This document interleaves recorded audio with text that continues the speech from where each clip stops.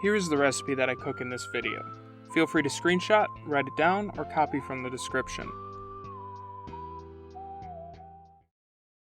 The recipe I'm about to show you is based on a recipe I used to make in college called pizza in a pot in my slow cooker. For better flavor, quicker cook time, and an amazingly toasted top, I've updated it for the oven, though most of the cooking is on the stovetop. We can start by preparing our vegetables. This starts with a medium or large onion. To dice it, start by cutting off the stem of the onion. Then, setting the onion on that cut side for stability, bisect the onion through the root.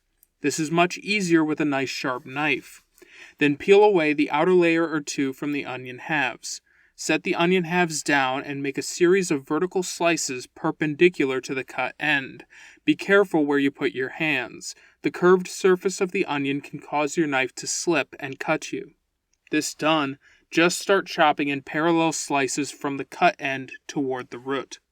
Once you get close to the root, you can flip the root end up and chop off the edges for minimum waste. The other vegetable we are using is a large green pepper. Now, there are multiple ways people like to cut these, but I usually start by slicing off the top.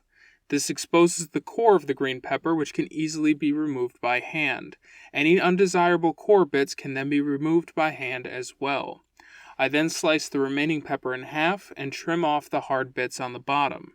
Then the remaining pieces may be sliced, skin side down, into strips, and the strips sliced again into small cubes. Our veggies cut, we can start cooking. Start with your largest nonstick pan or pot and add a few tablespoons of olive oil. Turn the heat on medium-high and let that come up to temperature before adding your onions. Give those a good mix and let those cook for a few minutes until just turning translucent. While those are cooking, I like to get the water for the pasta started. Just add a few quarts of water to a pot. Then add enough salt to make the water noticeably salty. Set that burner on high. Additionally, start preheating the oven to 425 degrees Fahrenheit. By this time, the onions should be nearly done. Just pull those to the sides, clearing up the center, and set in a pound of 80-20 ground beef. Break this up and let it brown. Don't worry too much if a few pieces of onions get mixed in at this stage. While this is cooking, I like to add salt and pepper. Not too much, we'll get a chance to adjust later. Once the beef is nearly browned, push it to the sides as well, and in the small center area, deposit the green pepper. The fat from the beef and the residual olive oil should be plenty to saute those in the center for a minute or two. Once their color begins to dull a bit, go ahead and mix everything together. At this point, keep cooking until most of the water in the fat mixture has evaporated. You can tell when this is if you can drag your spoon across the bottom of the pan and the fat does not immediately fill the empty space. Once this happens, pour in 2 24-ounce jars of plain pasta sauce. A quick tip: if there is still a bunch of sauce in the bottom of the jar, you can get that out by pouring a tiny bit of water into the jar, closing the lid, and giving it a good shake. Just pour that into the pan, and see, we got most of it out.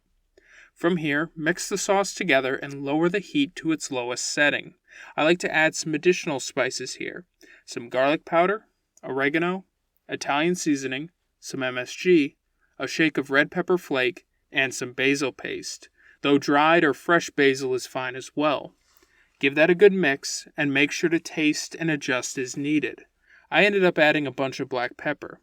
While those herbs and spices rehydrate in that sauce, we can cook our pasta.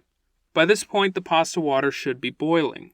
Just add in a 1-pound package of some smaller noodle. I'm using Penne here, but Ziti or rigatoni would work just as well. I'm also using bronze cut pasta here, which has a better texture and will stick better to the sauce. We're going to be draining this when it's a little undercooked, so it's not soggy in the final dish. Just take note of the cook time on the box and pull it 2 to 3 minutes early. While that is cooking, we can prepare the cheese, which starts with a full pound, 16 ounces, of low moisture mozzarella. Please try to avoid the temptation of using pre-shredded cheese here. While it is very convenient, I admit, that stuff is covered in potato starch that will impede melting in the oven and, worse, could burn. It only takes a few minutes to shred the cheese. After this, we can grate in about a cup of Parmesan and mix that together. Before you strain the pasta, skim off about a quarter cup of pasta water and add it to the sauce. This will help to emulsify the sauce and ensure it doesn't separate in the oven.